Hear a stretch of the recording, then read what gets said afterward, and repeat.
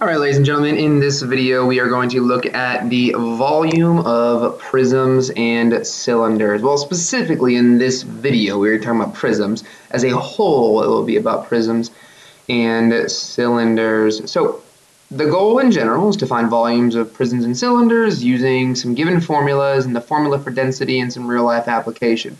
In this video, you are going to be we're going to talk about the definition for volume of a 3D figure. We're going to talk about an interesting gentleman known as Cavalieri and his principle that focuses on the volume of prisms. And then we are going to identify and utilize the volume formula for a prism. So let's dive in first and foremost. We know volume, right? And prior to this, we'll have done a little activity of what volume is all about. But volume, of course, just in general, is just the number of cubic units contained in a specific interior of a solid, right? That's all that it really is. Area, remember, is the square units that can fit into a two-dimensional figure. Volume is the cubic units that can fit into a three-dimensional solid. Now, we think about it, of course, in cubic units, and so don't forget that all your units are going to be square, or maybe not squared, cubed in this particular unit. Now, Cavalieri's principle. Cavalieri's principle is after a gentleman known as Bonaventura Cavalieri. Interesting fellow is Mr. Cavalieri. So I wanted to pull up just a little bit of information about Mr. Bonaventura, and I have no idea if that's exactly how you say it. I just think it's a lot more fun to say Bonaventura Cavalieri than anything else. So, Italian mathematician here, and he has a lot of different, he's a part of a lot of different parts of mathematics specifically, and what's cool about him is he was actually kind of known for introducing logarithms into Italy. Now, if you're in geometry and you're looking at this, well, logarithms probably haven't been introduced to you too much unless you're kind of taking it in a combination with algebra 2. But he's kind of known for bringing that concept of logarithms to Italy, and that's really important if you really know anything about any higher level mathematics. And of course, his Cavalier's principle is what we know about in geometry specifically. And so kind of just want to scroll down a little bit here as well too. He's known for publishing 11 different books, and specifically he works with things that were in astronomy and astrology as well too. And he's a really fascinating human being, honestly. And then kind of known for, like I said, our Cavalieri's principle, which states that the volumes of two objects are equal if their areas of their corresponding cross sections are in all cases equal as well. And so that's where our purpose is going to take this.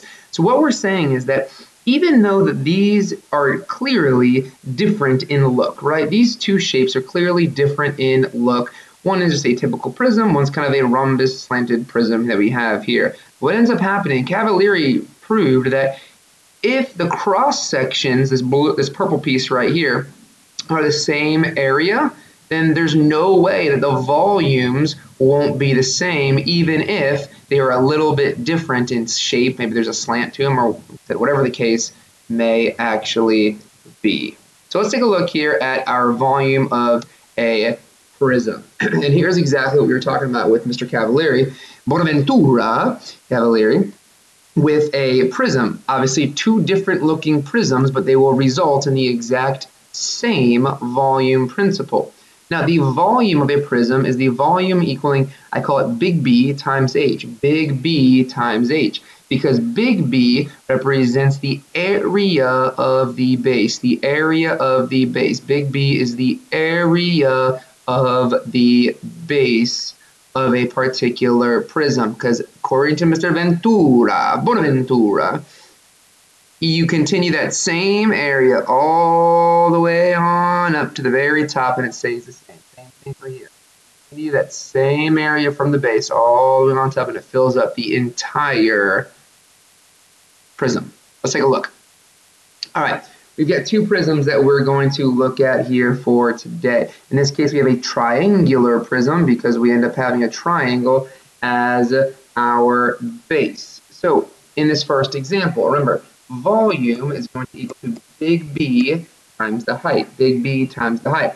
The base is a right triangular prism. So So big B, remember, is the area of the base. So it's 1/2 of the base times the height. Little base times the height of the triangle. Now don't get these two H's mixed up, all right? This is the height that I'm talking about in here. This is the height of 4 that I'm using to find this area of the base. It would be 1/2 of 3 times 4, which of course is 12 divided by 2, or 6. So that's big B. Then the volume is big B times the height of the prism, which is 2. So we're back to 12 for this one, for centimeters cubed for part A. In part B, once again, volume, so let me get rid of this one now. Volume is equal to big B times the height of that prism. And so big B here, so what is our base? Well, our base in this case is a trapezoid. And the trapezoid formula is 1/2 of the sum of the two bases. So 1/2 of the sum of the two bases, 14 plus 6, times the height of our trapezoid of 3. So 1/2 of the sum of the two bases times the height of 3. Well, 14 plus 6 is 20, times 3 is 60, divided by 2 is 30 for the area of the base. And so that means the volume is 30 times the height of our prism, which is 5. So 30 times 5 is 150 centimeters cubed.